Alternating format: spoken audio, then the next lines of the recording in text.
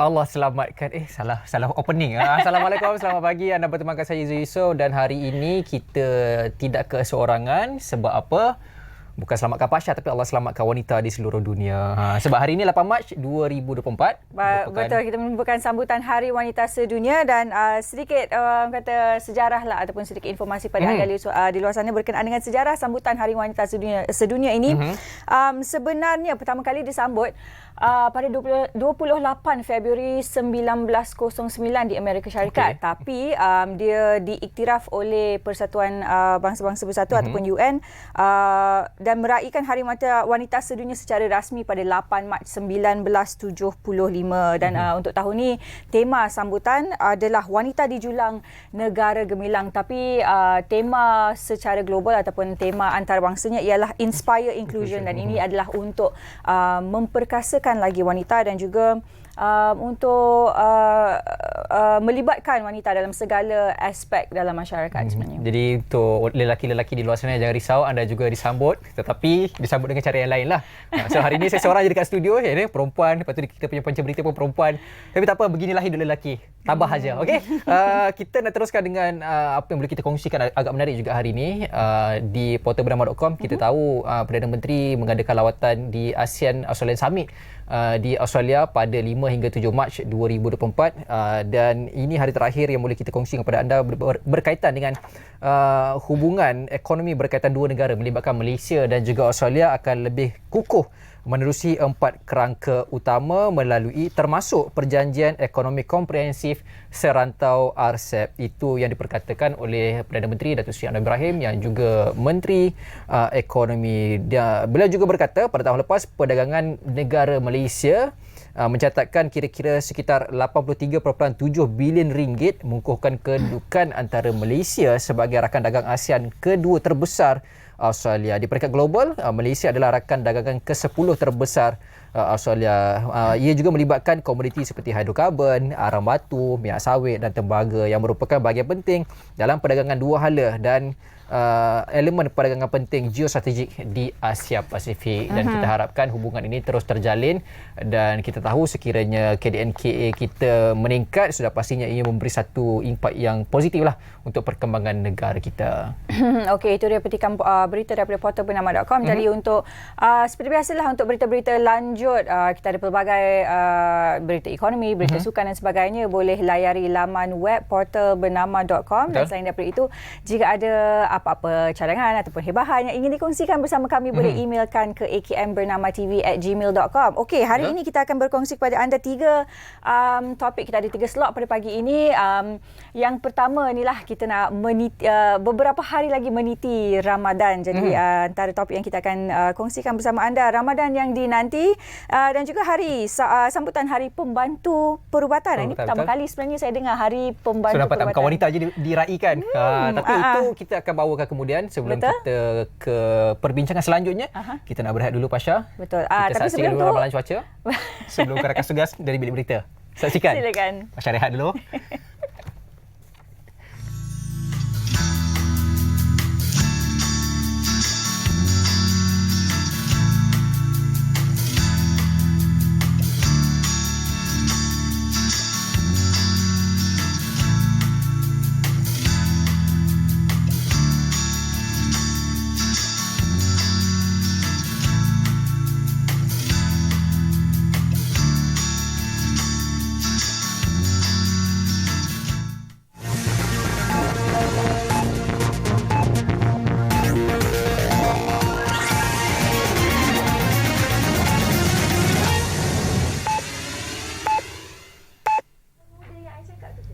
Assalamualaikum dan salam Malaysia Madani.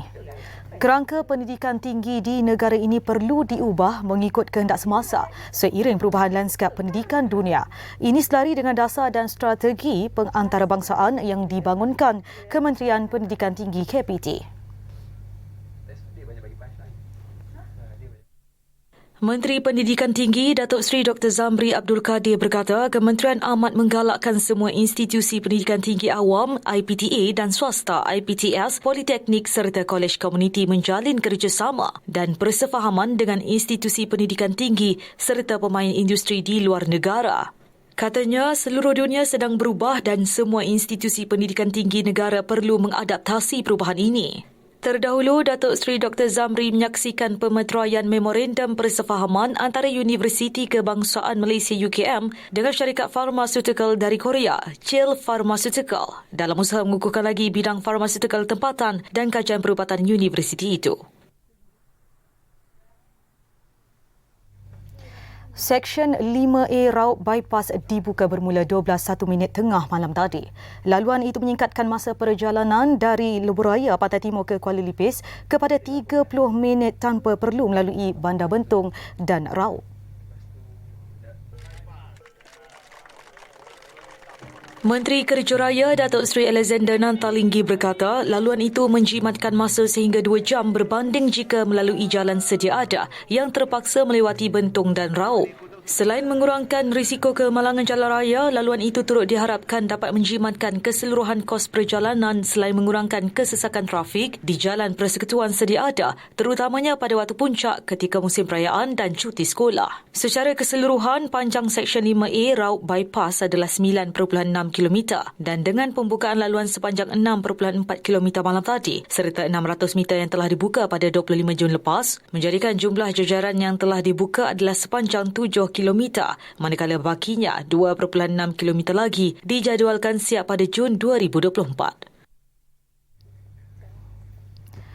Saksi pertama kes tuntutan saman sivil antara SRC International terhadap Datuk Seri Najib Razak mendedahkan pihaknya tidak pernah membuat sebarang pengesahan sama ada ahli perniagaan dalam buruan Loh Teck Jo atau Jolo merupakan wakil kepada bekas Perdana Menteri itu.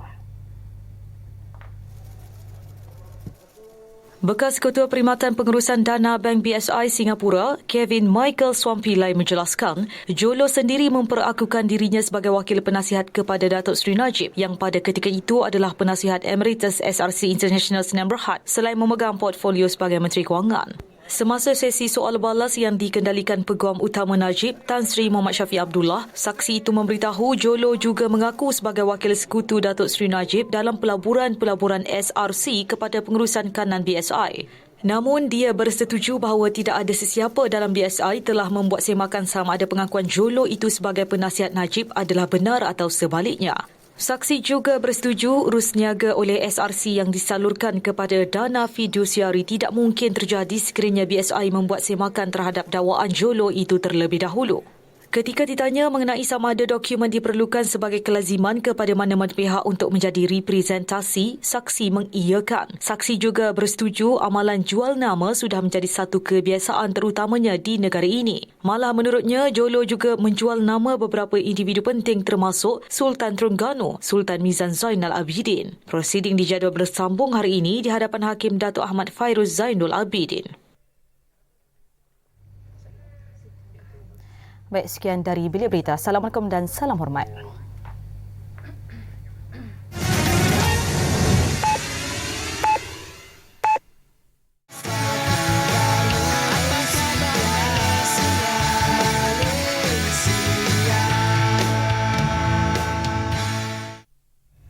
Baik, masih lagi bersama kami dalam Apa Khabar Malaysia. Tinggal lebih kuranglah 3-4 hari lagi kita akan mula berpuasa ataupun menyambut hari pertama Ramadan. Tapi tengok dulu kita kena tengok bulan dulu Izu. Tengok bulan ke tengok Pasha?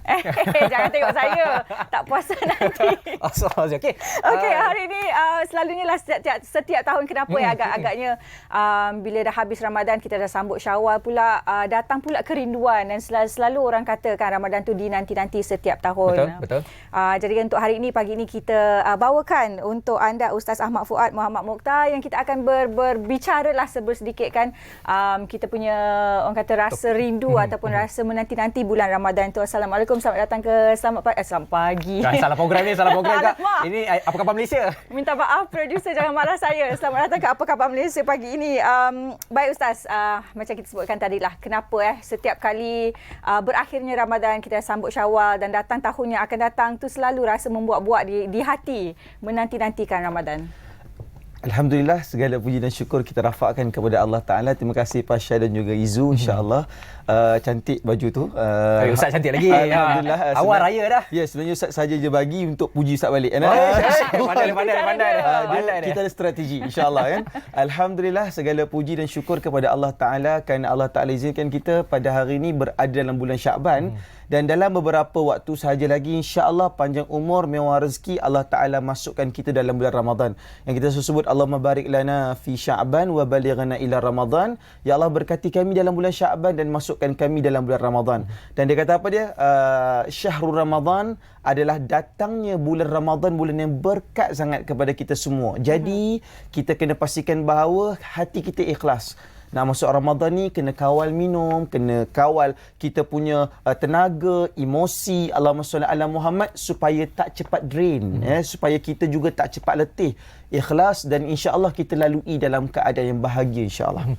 Dia bulan Ramadan ni dia sinonim dengan bulan untuk kita beribadah kepada pencipta kita Allah Subhanahu Wa Taala. Tapi di sebalik keindahan tu yang kita tahulah, mungkin ada lagi kelebihan-kelebihan dan juga fadilat bulan Ramadan ni yang patut kita recap balik, yang patut kita tahu. Man shoma ramadhana imanan wa ihtisaban ghufira lahu ma taqaddama min dhanbihi. Siapa yang berpuasa dalam bulan Ramadan ni dan mengharapkan kasih sayang daripada Allah Ta'ala, rahmat, keampunan, Allah ampunkan semua dosa-dosa dia. Sebenarnya kalau masuk bulan Ramadan ni, bulan Allah Ta'ala ampunkan semua dosa-dosa kita. Ustaz tak sabar nak masuk sebab apa? Allah bagi Quran turun. Lepas tu Allah Ta'ala bagi kenikmatan kepada kita. Yang paling best Pasha, kita bulan Ramadan ni banyak kuih-kuih yang kita jarang dengar, dia keluar balik. Dia sorok 11 bulan dia keluar balik. Contoh dia apa? Kuih badak berendam ya. Biawak tenggelam. Itu tak adalah ya. Surimu. Kuih baru tu rasanya. Mana tahu tahun ni bulan Ramadan dia muncul. Itu di bus Ustaz lah. InsyaAllah jangan lupa dapatkan nanti kan. Tapi yang paling penting adalah kenikmatan. Ada orang yang rezeki bila masuk Ramadan Allah buka rezeki dia berniaga. Ada orang bulan Ramadan rezeki dia selama ni sibuk sangat, tak ada ruang nak pergi surau, tak ada ruang nak pergi masjid. Alhamdulillah, balik pejabat awal dapat duduk bersama dengan ahli masjid. Ada juga orang yang dia tak dapat solat berjemaah, tapi bila masuk Ramadan ni alhamdulillah kan, pada hari pertama dia lah saf yang paling depan ya. Pada hari yang kedua guyup pula dah ya. Allahumma salli ala Muhammad. Tapi yang paling penting dia ada. Mana kata Ramadan ni rezeki kita masing-masing. Ada orang dapat cari rezeki dunia, ada orang dapat cari rezeki akhirat. Jaminannya Allah Ta'ala bagi semua dekat kita pasal Izu, insya-Allah. Okey Ustaz, selalunya sebelum kita nak masuk bulan Ramadan ni banyaklah persiapan-persiapan yang dilakukan. Ada orang yang akan belilah apa-apalah stok untuk di dapur dan sebagainya. Tapi selain daripada itu, sebelum nak masuk Ramadan, yang paling penting yang mana yang kena ganti puasa kita gantilah. Yang mana yang perlu bayar fidyah kita bayarlah. Selain daripada itu, untuk peringatan kita semua sendiri, apakah antara persiapan-persiapan mungkin daripada segi emosi, segi rohani untuk kita masuk ke bulan Ramadan ni? Sebenarnya para ulama mazhab dan ulama-ulama ahli Qudus, mereka bila masuk dalam bulan Ramadan, mereka mempersiapkan pakaian yang baru, pakaian yang paling cantik untuk apa Pasha? Tak lain tak bukan adalah untuk mencari malam Lailatul Qadar. Jadi kita selalu belanja untuk beli pakaian Aidil Fitri dan Aidil Adha kalau sebahagian daripada kita, tetapi kita tak belanja pun. Kita nak beli mungkin kopiah baru, telekong baru. Ustaz, saya punya telekong sekarang ni insya-Allah sejuk, tak payah buka aircon. Pasal dalam tu memang ada exhaust fan. Contoh kan. Dia kata memang yang baru punya. Ustaz, saya punya kopiah ni Ustaz, alhamdulillah dia bukan 2 lubang Ustaz. Dia memang ada 17 lubang. Jadi makna katanya kita belanja terhadap satu kepuasan dalam diri kita. Dan yang keduanya, Allahumma salli ala Muhammad, kita dah mula susun jadual. Nak pergi ke ceramah mana, nak pergi ke masjid mana. Syukur alhamdulillah dekat Malaysia ni ceramah banyak sangat. Ustaz-ustaz yang datang belajar dalam negara banyak, luar negara banyak, belajar kat Jordan, dekat Mesir, dekat Maghribi. Kita boleh dengar banyak ilmu yang cukup luar biasa, insya-Allah. Tak perlu nak pergi negara Arab dah. Banyak para asatizah yang berkualiti dah datang pada hari ini dengan latar belakang yang pelbagai. Kita boleh ambil faedah daripada Dizu. Dan Ustaz pun salah seorang antaranya. Amin, insya-Allah. Okey Ustaz, sikit bulan puasa ni selain daripada kita fokus ataupun mempersiapkan diri kita untuk beribadat, ada juga yang pasang strategi. Okey, macam Ustaz kata tadilah nak pergi serta-serta masjid, tapi bukan nak dengar kuliah, tapi nak cari moreh. Allah. Kalau macam tu macam mana pula? Dia reh jangan lupa moreh. Dia sebenarnya dia moreh ni penting. Dia sebenarnya dulu ketika mana zaman Nabi sallallahu alaihi wasallam dalam majlis mereka tidak akan berpisah kecuali memasukkan sesuatu dalam mulut mereka. Walaupun mereka masukkan itu hanyalah sebiji kurma sahaja. Jadi sebenarnya makan adalah uslub dakwah yang baik. Cuma kalau dia datang mungkin mula-mula niat dia makan. Pasal Ustaz, alhamdulillah Ustaz, hari ni kita dapat kambing masak mengembek. Dia kata, dahsyat. Kambing kambing mengembek, kambing mengemau dan kambing-kambing yang lain kan. You padu, you mari. Contoh kan. Tapi dalam pada masa yang sama Ustaz, saya punya masjid beza. Saya punya masjid kalau moreh kita hebat Pasha. Kek tapak kuda. Jangan komen. Kek tapak kuda, kuda lebih. InsyaAllah. Memang padu. Jadi sebab itu saya nak kata Allahumma salli ala Muhammad. Sebenarnya itu uslub dakwah. Boleh kita pada permulaan tapi pada akhirnya cari Allah sebab makanan akan selesai, makanan akan habis, yang tinggal adalah kenangan dengan Tuhan yang sangat mengasihani kita.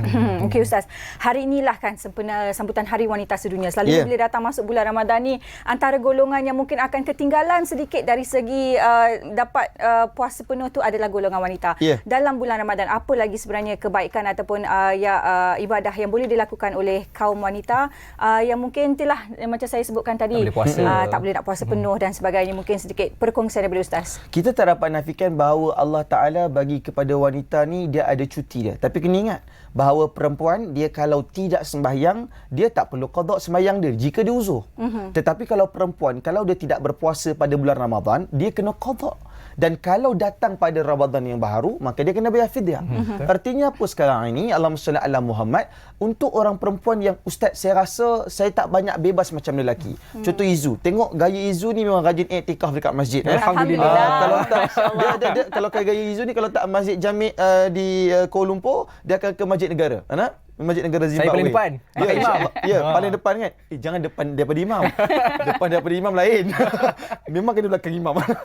Sebab apa Izu, Pasha, kadang-kadang tanya Ustaz, perempuan macam mana pula? Betul. Perempuan juga boleh i'tikaf. Tetapi perbincangan ulama mazhab, perempuan susah nak i'tikaf dekat masjid. Takkan nak tidur masjid 2-3 malam.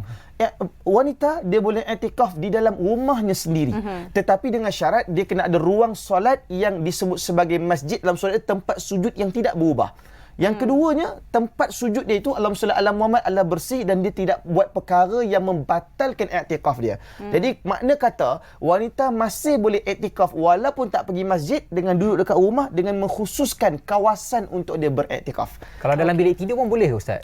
Dia kena ada tempat khusus. Okey. Mana kata ruang tersebut memang ruang ibadah, ruang yang khusus yang dia tak akan cakap berkenaan tentang dunia, tak cakap pasal Allahumma salli ala Muhammad, nak dapatkan semua nikmat dunia ni, memang fokus je kawasan tersebut, maka dia boleh baca Quran dan perkara-perkara yang tidak membatalkan i'tikaf dia. Maknanya kena ada bilik yang khas lah, bilik yang khusus. Katalah kalau macam kadang setengah-setengah orang rumah tak luas. Mungkin kalau dalam satu bahagian dalam ruang rumah tu dikhaskan untuk kawasan itu, boleh ke? Kalau betul, dia sebenarnya rumah Nabi SAW pun tidaklah seluas yang macam kita bincangkan hari ini kan. Kadang ada orang rumah dia macam semidi, macam kalau rumah Ustaz memang lebih kepada hotel. Memang hotel lah, dalam 78 tingkat. InsyaAllah kan, nak datang nanti dipersilakan lah. Jangan lupa bawa buah tangan insyaAllah. Boleh, kuih tapak kuda. Kek tapak lain pula. Okay, insyaAllah. Tapi rumah Nabi walaupun kecil Pasha, bila dia masuk kita akan nampak ruang solat, ruang ibadah. Sebenarnya kita hanya perlukan bucu ataupun penjuru jizu. Tak perlu terlalu besar. Allahumma salli ala Muhammad, memadai. Dan insya-Allah dengan kita memadai kawasan tersebut, dia walaupun hanya satu kawasan tikar sejadah yang dikhususkan untuk orang tersebut sembahyang, maka itu sudah pun memadai, khusus untuk perempuan. Okay, Ustaz, satu pack untuk kita memulakan amal ibadat kita sebelum satu Ramadan nanti, mungkin Isnin ataupun Ahad tu nanti dikira macam Selasa dah puasa. Betul. Ahad ataupun Isnin tu dikira macam nak warm up sikit lah sebelum masuk satu Ramadan. Apa amalan-amalan yang boleh dibuat? Perkara pertama sekali adalah kita memang kena faham perbincangan agama berkenaan tentang puasa. Kita tidak bermula puasa dengan dengar azan subuh dan kita tidak berakhir puasa dengan dengar azan maghrib. Kita kena jelas tu. Kita bermula puasa apabila apabila bermulanya fajar. Jadi erti kata kita betul-betul kena faham bahawa walaupun Bilal dah azan pada waktu subuh, itu bukan bermaksud bermulanya puasa.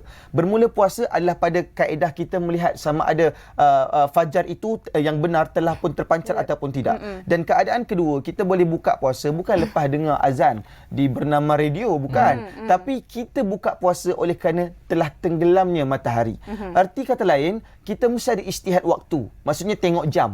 Tengok jam, tengok matahari. Payahlah ya. Allahumma salli ala Muhammad. Kalau Ustaz senanglah, rumah 78 tingkat kan. Betul, tapi tinggi boleh nampak tinggi matahari. boleh nampak kan. Tapi kalau orang biasa tak boleh lah kan. Dia duduk kat bawah kan. Jadi tidak perlu keadaan itu, dia boleh istihad dengan tengok waktu. Dalam masa yang sama, niat. Niat dalam mazhab kita niat setiap malam. Itu paling afdal. Tapi kita juga diizinkan para ulama untuk ambil beberapa pandangan ulama lain untuk niat sebulan. Ya, boleh niat bahasa Melayu, tak ada masalah. Sejak aku puasa bulan Ramadan, semuanya seluruhnya kerana Allah Subhanahu Wa Taala. Tu niat di awal lah. Lepas tu niat pada setiap malam. Insya-Allah dengan ilmu yang kita ada, kita punya ibadah selamat. Okey Ustaz, selalunya bila dah masuk bulan puasa, bulan Ramadan ni ialah semangat kita tinggi, berkobar-kobar, kita nak beribadah, kita nak jadi yang terbaik. Bagaimana selepas daripada bulan Ramadan tu kita nak orang kata istiqamah lah, berterusan kebaikan kita lakukan sampai ke tahun-tahun yang berikutnya? Ada orang bila masuk Ramadan dia gembira sebab dia dapat kurangkan 5 kilogram berat badan dia. Tapi sayang raya pertama dah tambah 7 kilogram Jadi defisit 2 di sana. Jadi rugi balik jadi dia. Bila kita masuk Ramadan, kita bukan tujuan untuk slimkan badan ya. Kerana kalau kita nak slimkan badan tak perlukan Ramadan. Kita hanya memerlukan mesin yang menggerakkan badan. Jadi kita masuk Ramadan adalah untuk menjadi insan yang lebih baik, insan yang lebih soft, insan yang lebih mudah bersama dengan manusia lain, insan yang ikhlas dengan Allah dan ikhlas dengan manusia. Dan kita memerlukan itu. Arti kata lain, kita bukan hamba kepada Ramadan, kita hamba kepada Allah Ta'ala. Ibadah tak terikat semata-mata Ramadan, tetapi ibadah terikat dengan cinta dan perasaan. Okey Ustaz, selain daripada kita mempersiapkan diri dengan amal ibadat dan sebagainya, bulan puasa ni juga merupakan agak sinonim dengan bulan pembaziran. Sebab kalau kita pergi bazar, habis tu confirm akan banyak makanan-makanan yang tak habis. Peniaga-peniaga pula ada kadang-kadang tu dia terpaksa buang. So mungkin tekad 2024 ni nak dijadikan tahun untuk kita kurangkan pembaziran, banyakkan penjimatan. Saya pun tak nak kalah juga dengan Ustaz. Betul. Dah gantilah, boleh ganti. Dia sebenarnya satu ya. Kita kena pegang satu prinsip. Biar muka kita muka T20, dompet B40. Itu penting. Makna kata Ustaz, bila kami turun kat mana-mana, kita target kita ada RM30 contoh. RM30 ni memang kita khususkan untuk belanja di bazar Ramadan. Okey, tak kisahlah kita nak beli roti apa sekalipun kan, sama ada nak beli kebab ke, roti John Cena ke dan John yang lain kan. Jadi tak kisah, tapi RM30 khusus. Pembelanjaan tu penting. Keduanya, saya nak bagi tahu bahawa memang statistik sebut setiap tahun ribuan tan makanan dibazirkan. Jadi ini seruan kepada kita memandangkan kita dekat Malaysia ini, Allahumma salli ala Muhammad, ada semangat yang tinggi dengan Palestin. Jadi oleh kerana itu, semangat kali ini mesti ditamsilkan selain daripada banyak usaha rakyat jelata. Nampak macam pemimpin kan? Rakyat jelata usaha memberikan impak kepada semua tekanan-tekanan yang mendorong kepada Israel. Hari ini kita kena berikan kekuatan juga untuk sama-sama kita menjaga diri kita betul-betul dan elakkan pembaziran. Ingat saudara kita dekat sana betul-betul tidak cukup serba-serbi. Dalam pada masa yang sama, ingat pembaziran itu akan membawa kepada kekusutan dan kerosakan. Ingat, kita Syawal ni nak pakai duit banyak ya. Jadi belanja kawal-kawal, jangan lepas Syawal muka sedih je. Allahumma salli ala Muhammad kerana tak cukup kewangan. Jadi itu perkara yang sangat penting. Tak cukup duit boleh minta kat Ustaz nanti ya. InsyaAllah. Inilah inilah ni bahaya ni. Jangan suruh Ustaz janji yang tak boleh ditepati. Ya, betul.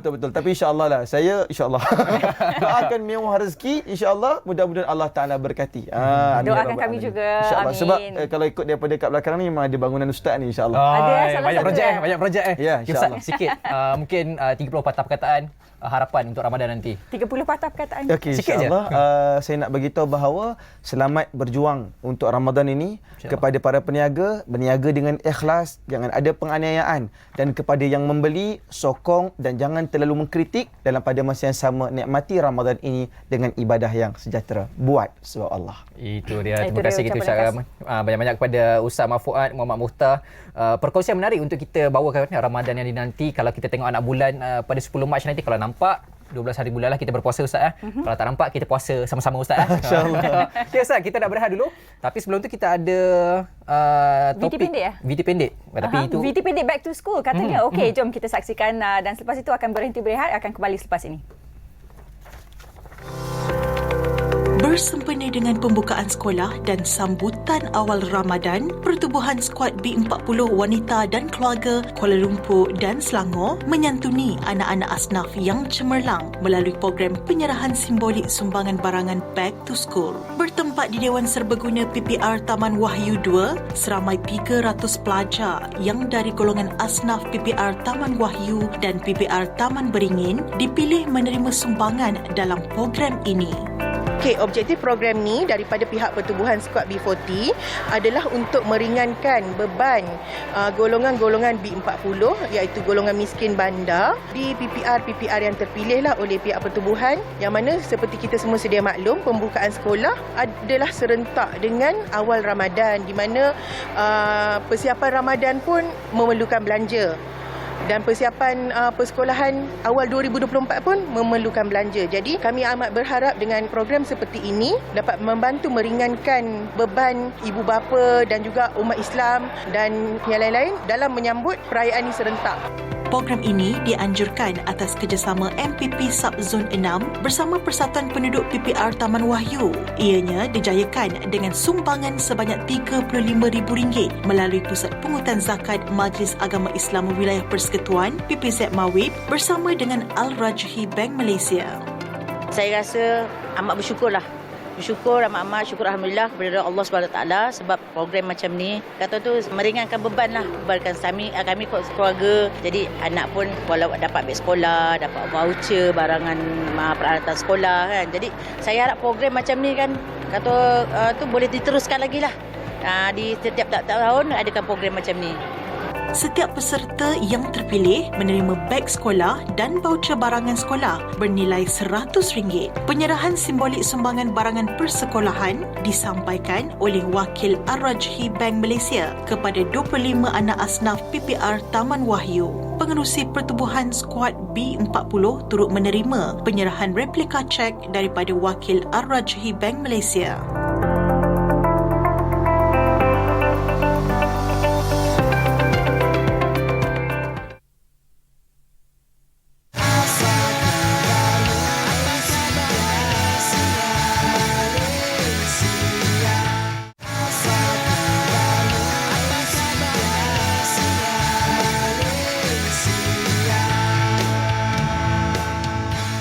Okey, selain daripada kita menyambut sambutan Hari Wanita Sedunia 8 Mac 2024, kita akan ada juga satu sambutan yang juga boleh kita raikan, orang kata salah satu tim daripada frontliners yang kita nampak tugasnya pada 2020 dan ke atas masa PKP itu, iaitu Hari Pembantu Perubatan. Dan ini juga boleh kita kongsikan kepada anda, di mana kalau tak silap saya sambutannya daripada 10 Mac nanti hari Ahad.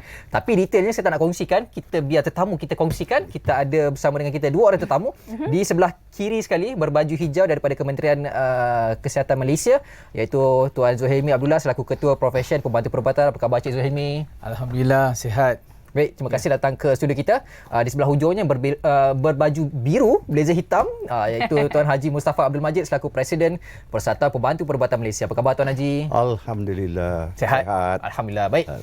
Pertama sekali kita nak tanya Cik Zuhaimi lah daripada Kementerian Kesihatan Malaysia. Mungkin tak ramai yang pernah dengar sambutan Hari Pembantu Perubatan ni. Pertama sekali, bila sambutan ni 10 Mac, apa sinonimnya sambutan Hari Pembantu Perubatan ni? Okey, terima kasih. Sambutan Hari Pembantu Perubatan diadakan pada setiap 10 Mac.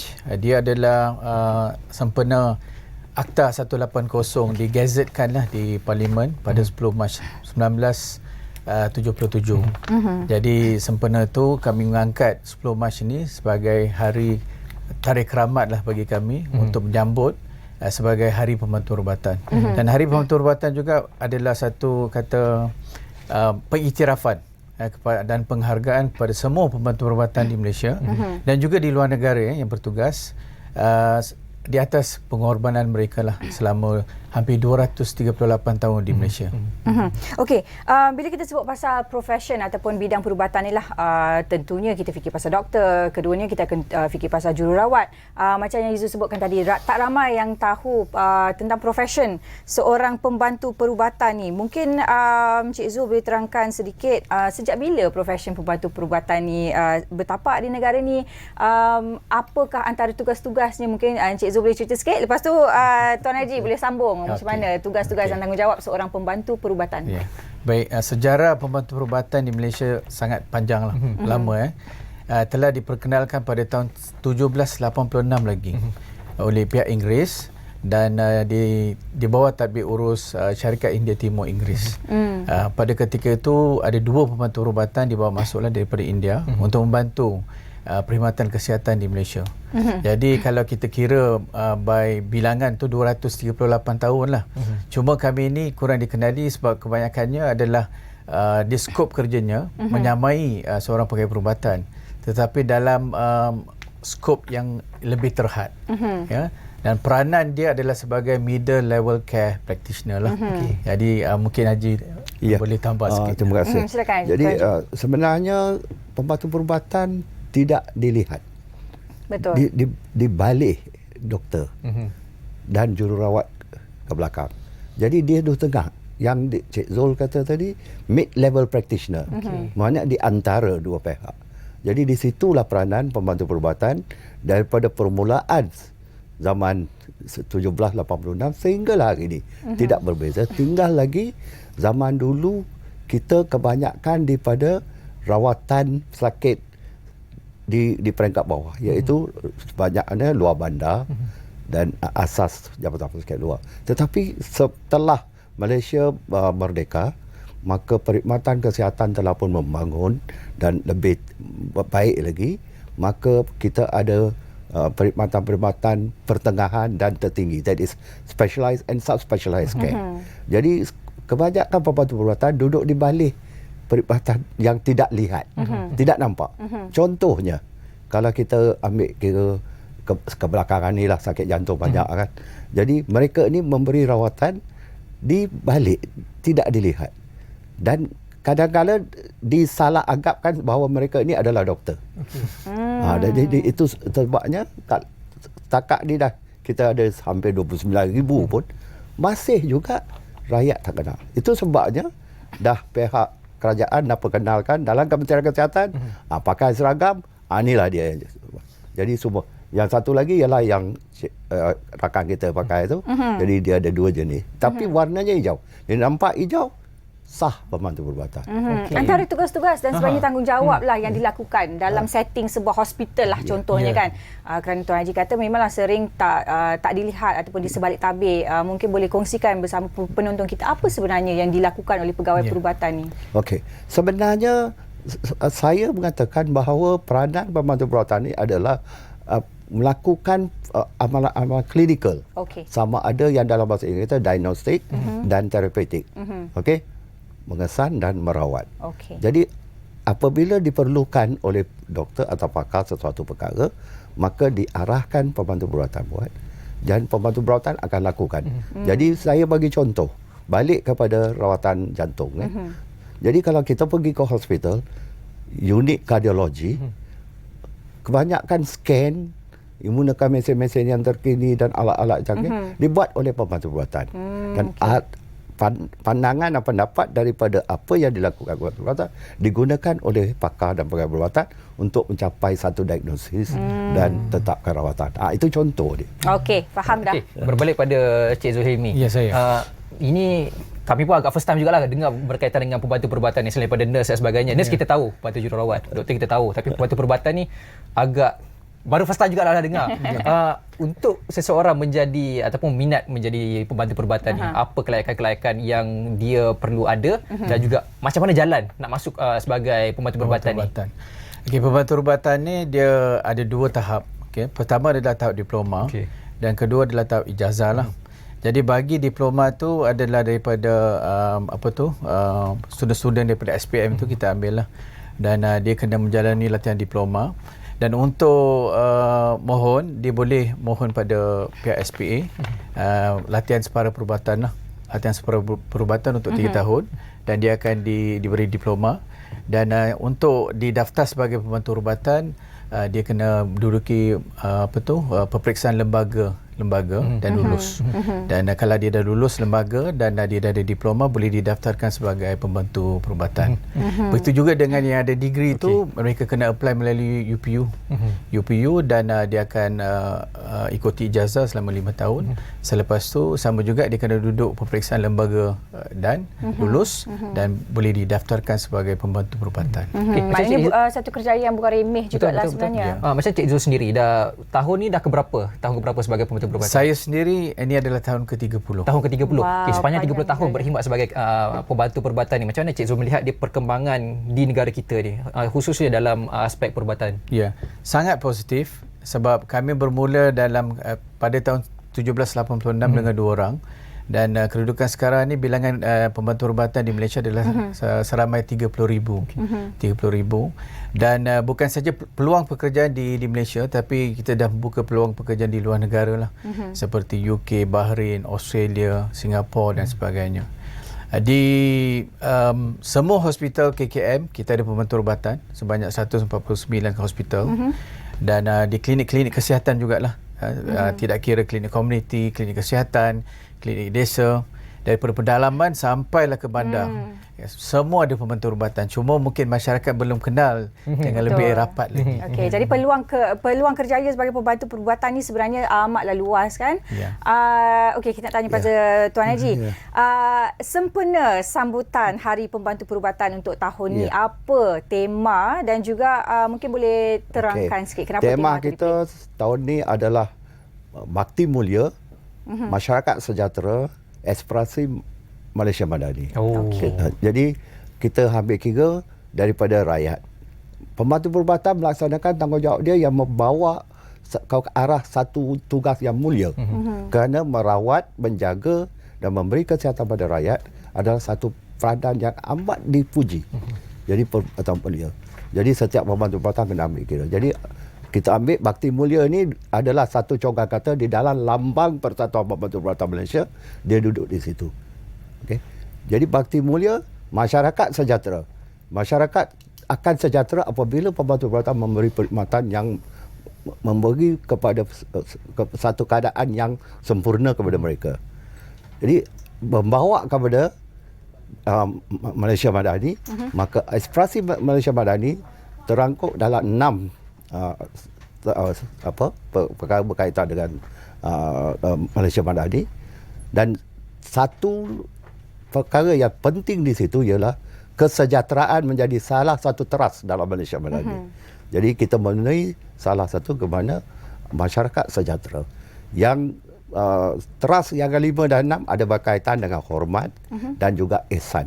Jadi kalau kita ambil merangkumi segalanya dalam Malaysia Madani itu, kita memenuhi aspirasi tugas pembantu perubatan dan memberi bakti dan mulia kepada rakyat, khususnya manusia sejagat di seluruh dunia. Maka dia bawa kepada aspirasi Malaysia Madani. Itu dia penjelasan yang mendalam berkenaan dengan tema sambutan Hari Pembantu Perubatan pada tahun ini. Kita nak ucapkan terima kasih kepada Encik Zul Helmi dan juga Tuan Haji Mustafa hari ini bersama kita untuk berkongsilah tentang satu kerjaya yang mungkin ramai di luar sana yang tak tahu, tapi hari ini dah tahu. Dan juga mungkin untuk adik-adik di luar sana yang mungkin terfikir-fikir, kita ada satu lagi option kerjaya untuk anda semua. Terima kasih sekali lagi Tuan Haji dan juga Encik Zul.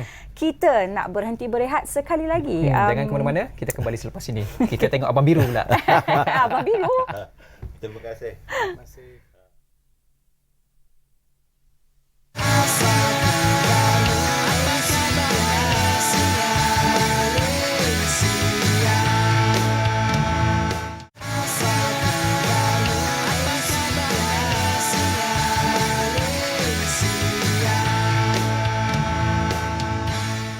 Baik, masih lagi bersama kami dalam Apa Khabar Malaysia. Terima kasihlah kerana terus setia bersama kami. Sedih je dengar ayat tu. Terima kasih lah. Sedih. Kita hari Jumaat ni kita santai-santai sikit. Okey, kita hari ni back to back menyambut hari sambutan demi sambutan. Pelbagai sambutan yang kita ada dalam negara ni untuk orang kata menyambutlah pelbagai profesi-profesi yang ada dalam negara kita ni sebenarnya. Betul, dan hari ini kita cukup istimewa untuk kita mempromosi ataupun menghebahkan berkaitan dengan sambutan ulang tahun Angkatan Pertahanan Awam Malaysia HUTPA yang mana kalau tak silap saya pada minggu lepas ke minggu ni, tak silap saya, Timbalan Perdana Menteri telah menyampaikan ucapan beliau dan telah memberi satu berita gembira. Tetapi berita yang tu kena baca berita lah, kita tak nak kongsi. Kita nak bercakap lebih lanjut berkaitan dengan sambutan ulang tahun Angkatan Pertahanan Awam Malaysia. Bersama dengan kita iaitu Pengarah Pertahanan Awam Negeri Wilayah Persekutuan iaitu Kolonel Pertahanan Awam Effendi Ali. Apa khabar tuan? Baik, Assalamualaikum. Inilah uniform biru yang abang birunya tadi. Okey, baik. Assalamualaikum. Selamat datang ke Apa Khabar Malaysia pagi ni. Kita mulakan inilah Angkatan Pertahanan Awam baru-baru ini dah meluncurkan sambutan bulan Pertahanan Awam, sempena Hari Pertahanan Awam yang ke-93. Betul, tahun ni. Banyak dah tu, lama dah. Boleh yang Siti Tuan mungkin berkongsi sedikit berkaitan dengan sambutan ni. Okay, Assalamualaikum. Salam sejahtera, salam Malaysia Madani. Selamat Hari Wanita hari ni. Terima kasih. Betul. Terima kasih. Okay, saya ucapkan pertama jutaan terima kasih kepada pihak bernama. Slot pagi ni sudi panggil Angkatan Pertahanan Awam hari ni. So saya hadir atas kapasiti sebagai pengarah Angkatan Pertahanan Awam Wilayah Persekutuan. APM ni sebenarnya dah lama. Sebelum kita merdeka lagi telah kita diadakan aktivitinya. Kalau ikut tahun 30-an, aktiviti Pertahanan Awam telah dijalankan oleh Kerajaan British masa tu. So kalau yang tadi sambutan khutbah tadi, hari ulang tahun Pertahanan Awam tadi, tahun ni kita dah masuk tahun ke-72. Hari jadinya adalah 24 bulan ni. So kalau itu yang pertama. Yang 1 Mac pula kita meraihkan Hari Pertahanan Awam Dunia. Okey. Itu headquartersnya di Switzerland. So kita meraihkan 2 perayaan untuk APM setiap tahun lah. Dua-dua tu bulan Mac. Okey, bulan Mac merupakan bulan yang besar untuk Angkatan Pertahanan Awam. Izu silakan. Takut nak tanya. Okey, Tuan Fendi. Pertahanan Awam dengan bomba memang cukup sinonim. Kadang-kadang orang confuse. Job scope-nya orang tengok macam lebih kurang sama. Tetapi mungkin dari pihak Tuan Effendi sendiri mungkin boleh kita kongsikan sebenarnya tugas ataupun job scope Pertahanan Awam ini bagaimana kerjanya? Okay, kalau kita seperti saya maklum tadi kan, kita ni ditubuhkan dulu asalnya fungsi waktu Perang Dunia Kedua. Ya. Membantu menjaga rakyat atau benda masa tu waktu peperangan. Apabila kita merdeka, kita dah aman. So tak ada perang lagi. So kalau ikut akta kita, akta kita 221 tahun 1952. So kita lebih dalam akta ada mengatakan bahawa antara fungsi kita adalah untuk membantu rakyat, menyediakan khidmat masyarakat, melatih, menasihati, merekruti facilities, contohnya bangunan, menguruskan bencana. So waktu aman ini kita banyak membantu masyarakat. So tadi ada sebut berkenaan dengan kita dengan bomba. Kita ada 2 topi sebenarnya. Pertahanan Awam asalnya begitulah untuk perang. Lepas aman kita lebih kepada pasukan penyelamat. Tetapi pada tahun 2016 kita telah diberi tugas yang baru sebagai Sekretariat Pengurusan Bencana di negeri dan di daerah. So 2 lah tugas kita sekarang ni. Okey. Bercakap berkenaan dengan bencana lah ataupun pengurusan bencana. Bencana banjir ni memang seringlah berlaku dekat Malaysia ni kan.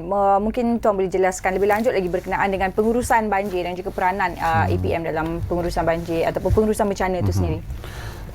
Kalau dalam keadaan bencana, kita APM ni topi pertama memang kita akan sebagai first responder lah. Sama dengan pasukan bomba. Ya. Di mana ketua di tempat kejadian adalah polis, ya. Kedua bomba dan kita. Dan kita role lagi satu sebagai Sekretariat apabila kita aktifkan jawatan kuasa pengurusan bencana, di situ kita akan menyelaras, Angkatan Pertahanan Awam akan menyelaraskan semua agensi-agensi dalam jawatan kuasa itu untuk turun padang, untuk membantu rakyat masa itu. Okey tuan, kalau kita tahu talian kecemasannya adalah 999. Kalau mereka nak berhubung ataupun membuat laporan secara langsung kepada Angkatan Pertahanan Awam Malaysia ni, ada tak talian khusus dia ataupun melalui 999 juga? Memang main kita utama adalah 999.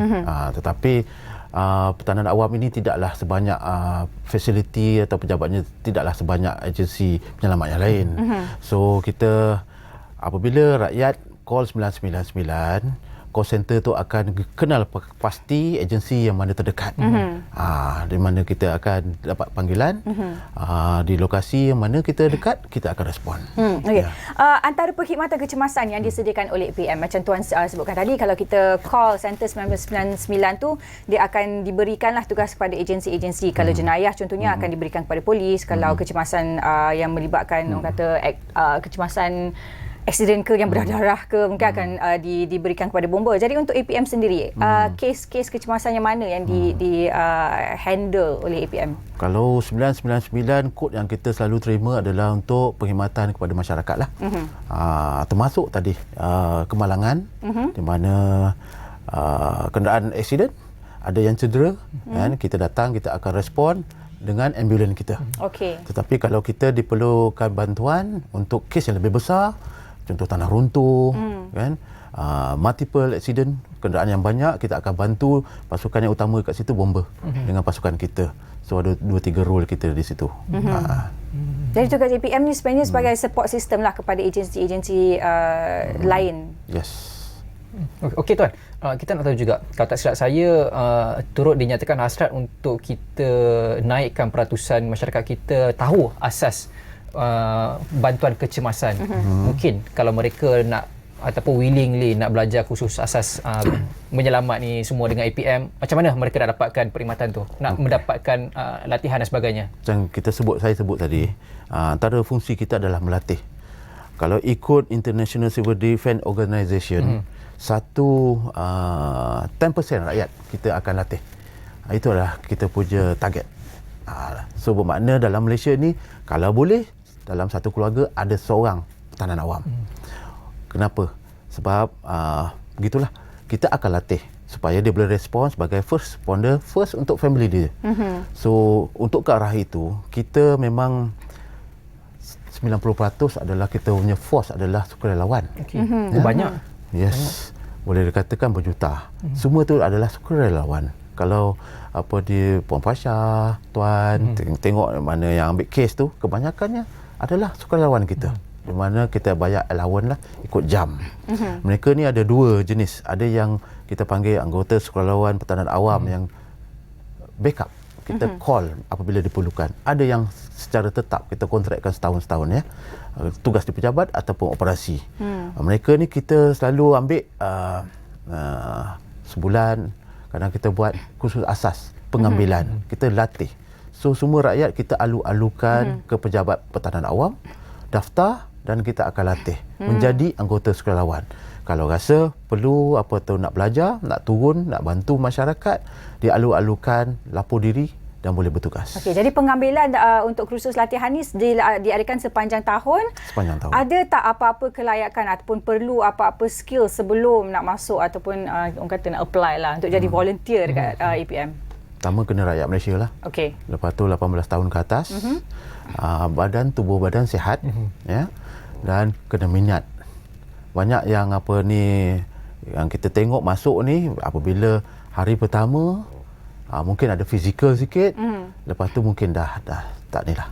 Latihan ni macam mana? Mungkin Tuan boleh kongsikan sedikit lah latihan sebagai seorang volunteer dalam Angkatan Pertahanan Macam Awam. minat tanya-tanya ni.